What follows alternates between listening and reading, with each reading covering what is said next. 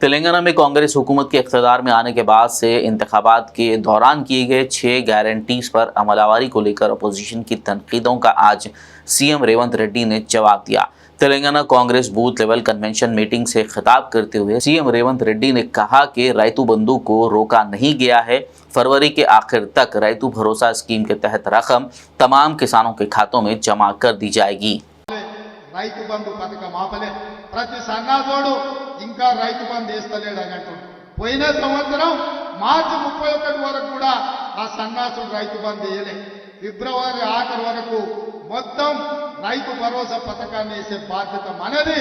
మీ అభిమానంతో ఫిబ్రవరి నెలాఖరు వరకు ఈ తెలంగాణ రాష్ట్రంలో ఉన్న 63 లక్షల రైతు కుటుంబాలకు మీ ద్వారా మాట ఇస్తున్నా.